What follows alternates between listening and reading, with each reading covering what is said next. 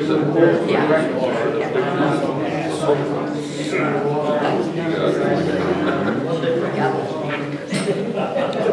evening.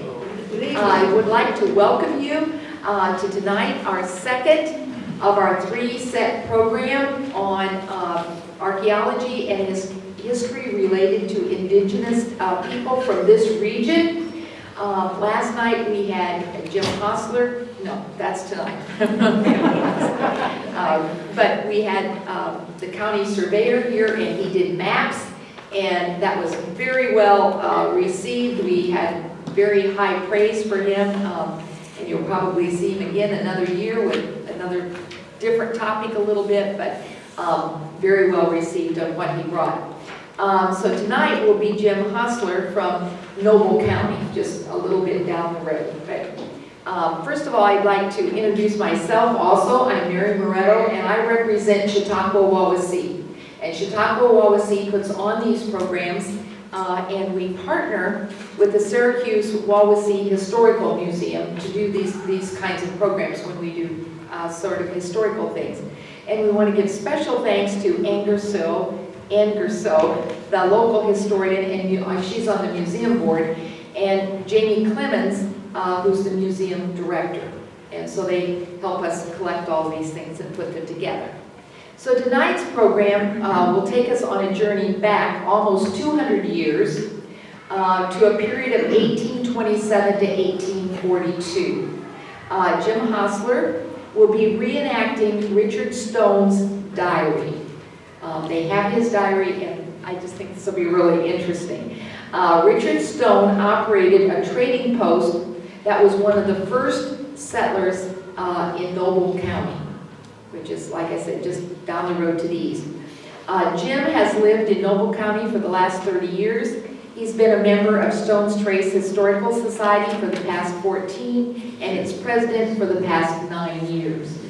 Stone's Trace is a historical site in Noble County that has restored Richard Stone's tavern and 3 other pre-Civil War buildings.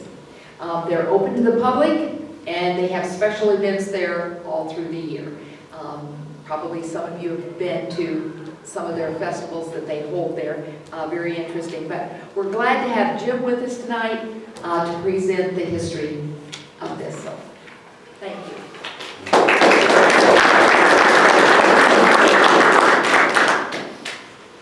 Well, let me give you a little history of myself. I was Richard Stone. I was born in February 13th in the Lord 1799 in a little town in Pennsylvania. And I met my wife at a young age, married her when she was 16. She was born on 1809, and we were married in 1825, and our first child was born in 1826, and June the 2nd, her name is Susan. My father, Richard Sr., was a very well-known man in the area, did wagons and stuff like that, and we knew the time was coming to move west because wagons were not needed in the east part of Pennsylvania. So we discussed about moving to the west. My brothers and sister decided not to. I have 5 brothers and 6 sisters. They all stayed back in Pennsylvania. So we decided to come west. So in the year 1827, in February, I went to Philadelphia to get a warrant for land of 160 acres, plus my trapping license for a 10-year license. It cost me $50 for that, and $2 an acre, so a lot of money for us back then. So on March 11th, we started getting everything around to move towards this way. Fort Wayne was a brand new city or town, village we knew about, and he decided to research a little bit. He had people tell him stories about it, about Fort Wayne. So he decided to head west So when he headed west, he took 4 wagons. And in the 4 wagons, he had everything he needed. 1 wagon was for his father and mother. They decided to come west, so they came. His mother-in-law came west with him because she was a widow.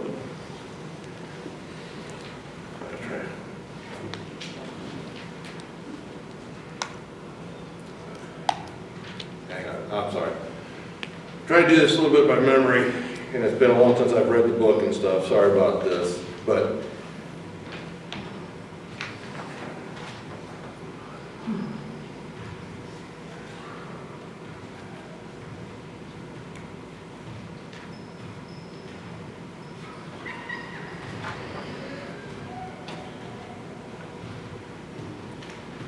on May 19th of March of 1827, we left the area to head towards the west. The wagons were fully loaded with everything we needed. On the back of 2 of the wagons, we had a plow and a planter. And so we needed them to plant stuff. We also had a barrel of whiskey, barrel ale, barrel rye, and also a box of very good cigars. So when we left, we knew we were going to come to some towns, so we didn't need a whole lot of supplies. We did what we could do to get here. It was a slow going. The trails were very hard. We made it through into Ohio, and my father decided to stay on the east side of Ohio, so we parted company there with him and my mother, and we took the 3 other wagons. That I drove one, my wife Mary drove the second one, and my mother-in-law Susan drove the third one. We headed west, still farther west, and we came to the west side of Ohio. My mother found a place that she liked. So I bought her a house in a small town. We stayed there for a couple days to make sure she was settled down. And then we parted company with her and moved westward. We ended up into Fort Wayne, Indiana, about the 1st of April. So we were out about 4 weeks by that time. We settled there for a little bit, made arrangements with one of the fur dealers and all the suppliers to know what we needed to get and then what we were going to trade with them down the road. After a couple days, we decided to move northbound. We'd already been told that there was a fellow that had left the day before us named Joel Bristol. So we knew he was headed the same direction. So we headed northwest out of there on a trail. A day and a half out, we came across a camp. It was Joel Bristol. He was a man who was married, had no children by his wife, but he had 6 kids with him that were his wife's kids, or wife's sister's kids, who had just passed away, and they were orphans, so they took them in. We stayed there for the night, and we knew how he acted with us. He did not want us there very long. So at sunrise the next morning, we got up and we left. We drove another day or so northbound and winded around some stuff. We go through one creek, and we come up to a road, and then also it forked off to the south. We looked at this and said, this is a great place to settle. So we settled there on April 11th, 1827. First thing we did, we a small camp. We slept in the wagon for the first night. The next day we got up. I started taking the wagons apart to build us a wiki. And we did that, and as we were doing that, 5 Indians showed up, Braves. Mary took Susan inside one of the wagons. She was not sure how the Indians were. We were told they were friendly. And I invited them to come down off their horses. I handed them each a cigar, and I love the cigars. We talked for a little bit and was very surprised of their English speaking ability. They were very good. We talked, and they said their chief would love to maybe meet with us. Richard said, fine, Danny, anytime. That was on the 11th of April of 1827. So one of the first things we did, we cleared the land. We took part of the wagons to help make our first weekend and stuff. I cut wood, stacked it around our hut to help keep it from the winter in case we had, bad winter, not knowing the area. A week and a half later, we had visitors. The Indians, the Braves, came back with their chief, 2 chiefs. One was Chief Wawasee, and the other was Chief Papakeechie, the older brother. And if nobody knows what that meant, his name meant flat belly. They talked to us for a little bit. We walked around, got to know each other. They said our Braves said that you were a well-mannered man and you wanted to treat us fairly and stuff. I said, yes, we do. We want to trade and everything. So the 2 chiefs walked away by themselves to discuss. So they came back after a short bit of while and said, my men were right what they said a week ago about you. You are a good man. My brother says you are an Indian brother, just lost your pay, your color of your skin. So we told him we trade with him fairly. He liked that. So what we ended up doing is having some of the Indians stay with us.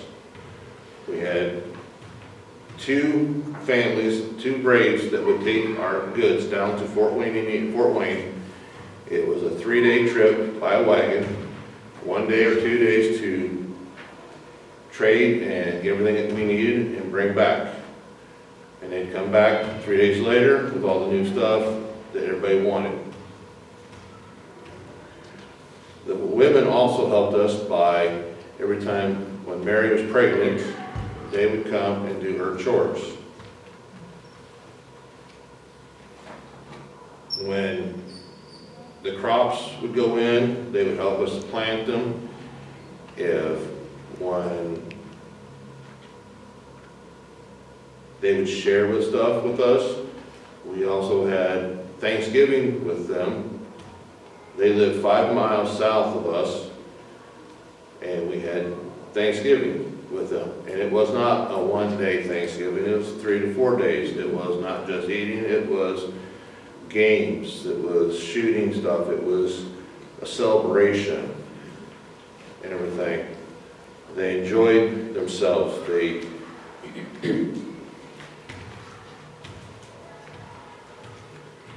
And one morning, Richard did wake up after being there for a while and noticed a yellow hill. And they looked at it. It was a big old hill. It was all yellow, like it was snow, but it was yellow. Found out it was dandelion. So they decided to harvest it and make dandelion wine. Took a whole week to get it all ready to do. Now I have ale, rum. Now I also got wine of 1827. So one of the first things we planted was onions in our garden. Figured we'll have a nice onion patch.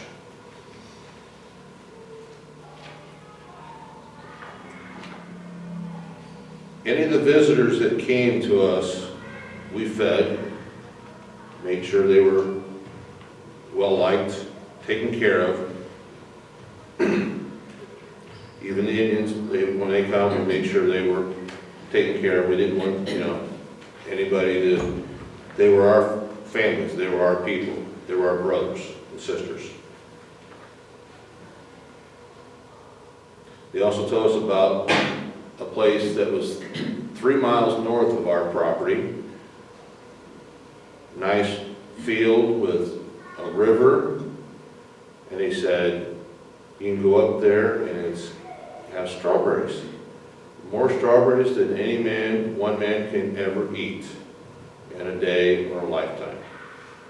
They also said the fish was awesome, very nice fish, and turtles to get there, so you wanted to name the food.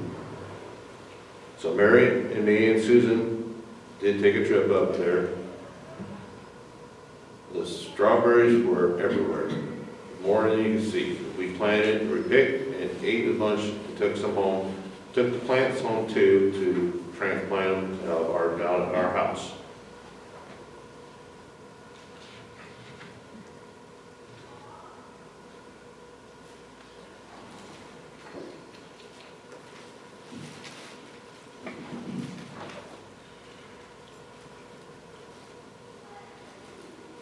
One of the things that Richard also did was one morning they woke up and there was 2 braves from a different tribe there trying to steal their horses. Mary shot at them, missed them. Chief Wawasee sent riders up to find out what was going on. They heard the bang. So he sends riders out to all the tribes to have the chiefs come to Stones Hill to have a powwow. So all the chiefs arrived. They also Wawasee told there was going to be a chief that he liked his spirits. But you could not badmouth him, you couldn't shame him. He would get into you, he would be mean to you, but you had to be polite to him and put him in his place, but not to degrade him, because he was the chief. The chief did do it. Richard did a great job putting him in his place. The rest of the chiefs put him in his wiki and told him he could not come out unless it was for a meeting. Richard told them that he would trade with all the Indians. They would be fairly traded with, fair prices, not 2 prices, not one for the whites and one for the Indians. He also would want them to work for him and help other white settlers build their houses or farms. He said if anybody needed help, they would come to them, and he would go to them and get the labor and pay them a fair wage. All the Indians thought that was fair.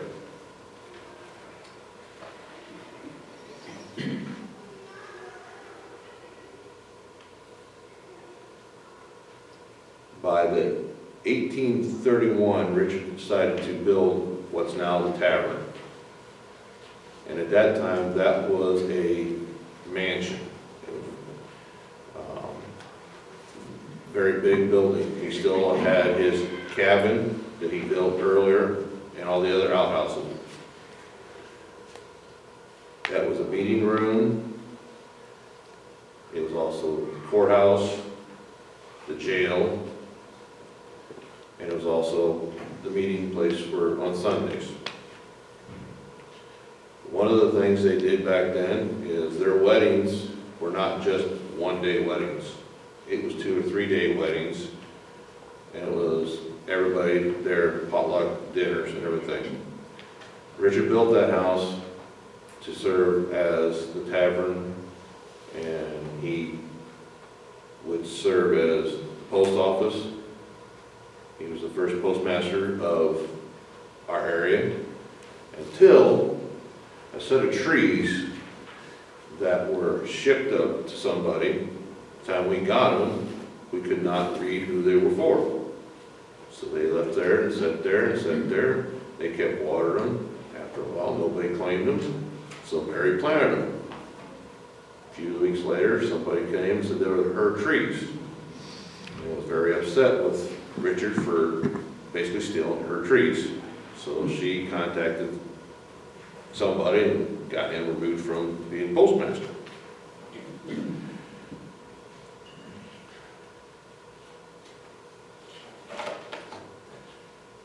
When Richard also was friends with the Chiefs, when they moved the Indians westward,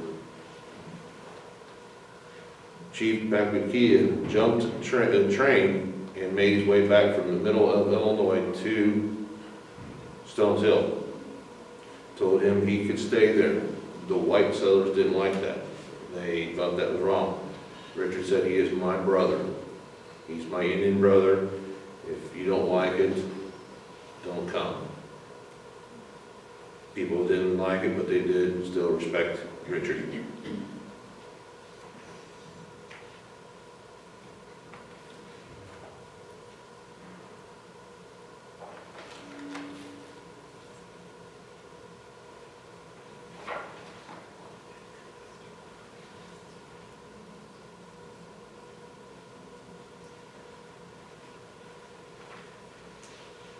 When Richard decided to help other people, there was, as right now, where we're at over there, if you would look north of Ligonier, that was settled by another settler and plotted out as a Ligonier. The train went through there. If Richard had decided to plot his property, and the train could have came through us, that intersection could have been the biggest area of the town.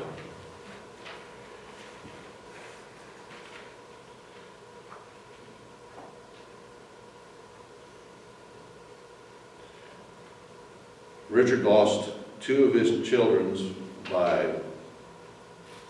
a plague. Now it's basically the flu, basically. It was and later on, there was another outbreak, and he quarantined his family.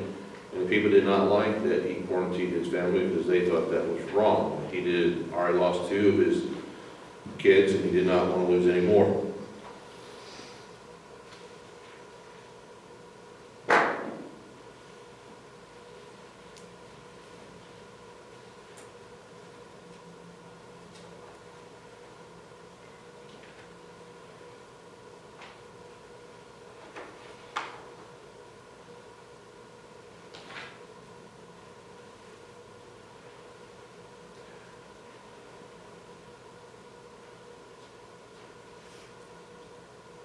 And one of the things the Chiefs did for Richard, they also made him the Honorable Indian Chief Stone, because the Indians thought very highly of Richard. And they loved Mary and Susan.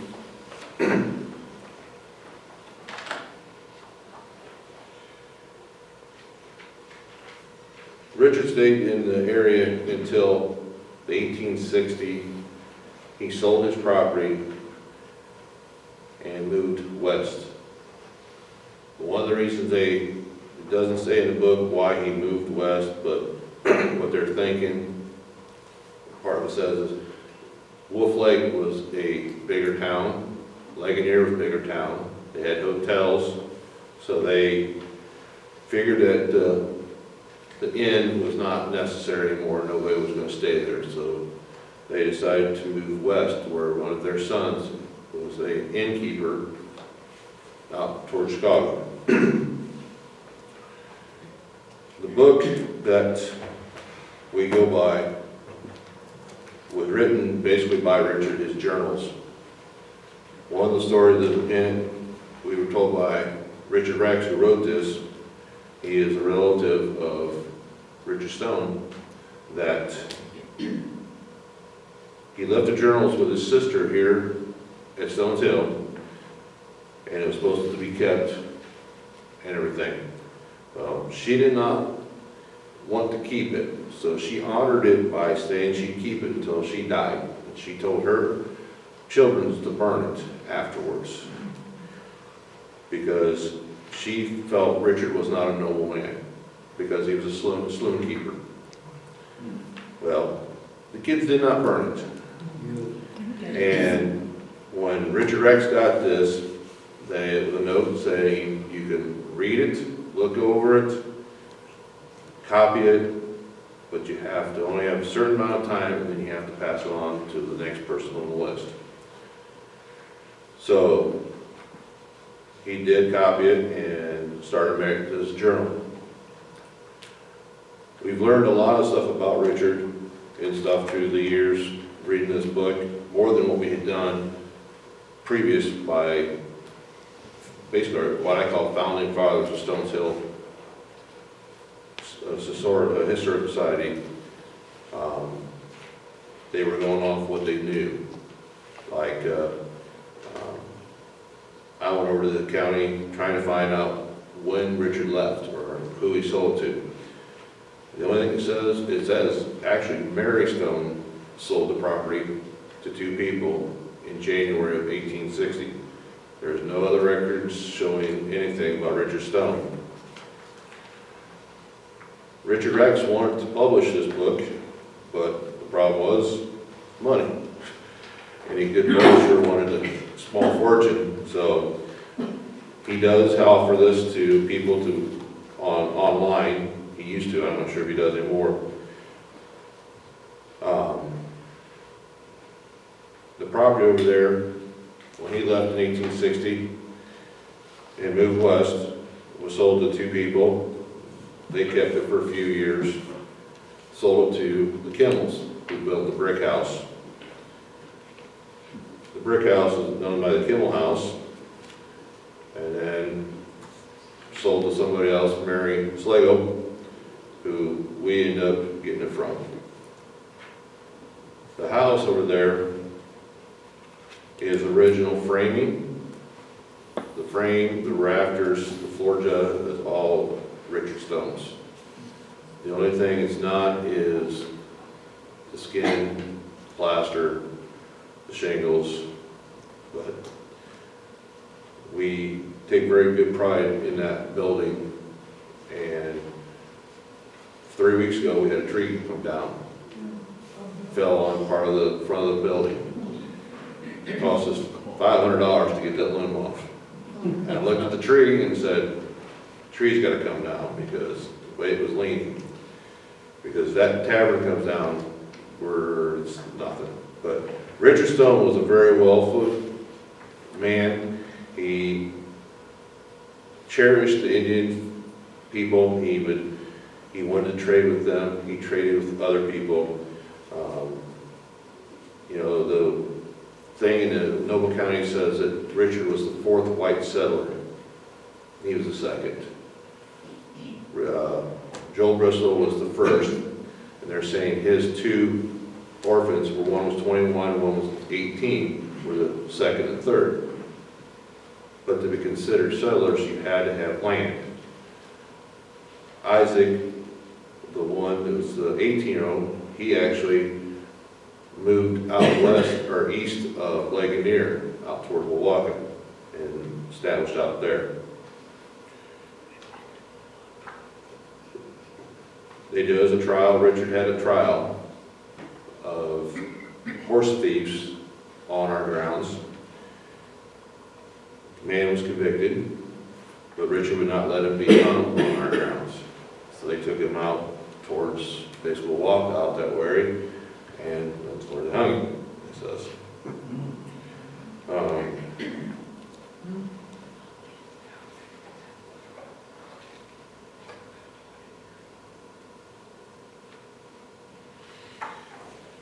Anybody got, I'll just do this way now, so it's really, anybody got questions of what about Richard Stone's, about the tavern? Yes? It sounds like he had a lot of money. How did he get that? Because he bought wagons, he bought this and bought that, and cash, and he did a lot of trading, but then you still have to have the stuff somehow. And I'm just curious how he accumulated so much in the beginning. His father was, Richard Sr. was very well known in Milton, Pennsylvania. He built wagons. So that's where the wagons came from? Yes, His father was well known for wagon building them. The wagons they built were, because COVID, they were heavier wagons than normal. It says that they would haul on a bad road 3,000 pounds. On a good road, trail 4,000. Most other ones were only about 1,500. So his dad built them very heavy. It says that he was educated because his family, his father had money. So he was educated and stuff. He says in there at a young age, he knew that he wanted to move west. And it was always a dream. So, I mean, he was very young. I mean, 28 years old, basically, when he moved to Indiana. It was a little over 4-week trip. And the journal shows every day he would stop at a certain place or a town. And, you know, one of them says, I think it was the first town they stopped to, he went and talked to the town marshal and asked permission to camp. And this says, the marshal was shocked. Most people don't ask permission to camp. And then because they had livestock with them and stuff. The marshal says, since you asked politely and you're the one to do, you can camp in the center of town. We have a corral that you can put your horses and feed in there. There's a fenced-in pasture down here. You can put your animal in there and they can eat and stuff like that. So that made him very likable, and that's what when the stuff was with Richard with the Indians, that's the same thing. He was very likable. He trusted them. They trusted him. He wanted everybody to be liked, and everybody that showed up there was fed, no matter what. When I saw him at Bristol, Joe Bristol, they said he was a gambler. He was a cheat. He actually did get hung for horse theft. And he's buried on his property. And they said that one of them came through and said they lost all their money to him. So Richard made sure he had food. There was a surveyor that stayed on grounds for a month. He'd get up, he'd eat breakfast with them, Mary could pack him a lunch and go out and do a survey, and he'd come back, he'd have supper with them. So that was just something they did. They made sure everybody was very well taken care of.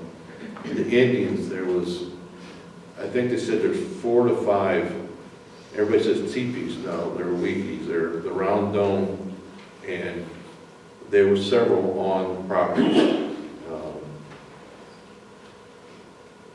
And he made plows. He brought the stuff to make plows. The first winter, there was a guy come through and he says, when you come back next spring, I need 4 oxen. Paid him up front for the 4 oxen. Next spring, he bought them. Within the year or so, a couple of more settlers come in and he sold the stuff to him. So that's basically how he made some of his money and stuff. But yes, it doesn't say dollars anywhere in the books, but it does, if you read it, you understand he was definitely very wealthy at that time. Yes, ma'am. You said he lost 2 children. How many children did they have? They had 11. Had 11 children. Yes. And then the 2 they lost, they actually renamed one of the younger ones that name. Oh, I see. Yeah. And you said that they didn't stay at Stone's Trace because they figured nobody was interested in staying there. So what's the history of that property then when they vacated it? And then when did the historical foundation or whatever take that over, and how was it recreated? It goes from Richard to, it was sold in, one says that it was sold all once 160 acres, but then what we found at the courthouse, it was 2. It was 80 and 80 by 2 guys. They were turned around, they were there from 1860 to about 1870, in that time period. Then it was sold to the Kimmels, and they were related to the basic Kimmel. The bed and breakfast on the south end of Kimmel is cousins to the Brick House. They were related. They were there until the 1930s sometime. And then Mary got it, and then she kept it until Lou and a bunch of the business people approached her to save it. When they did it, the building, it was a barn.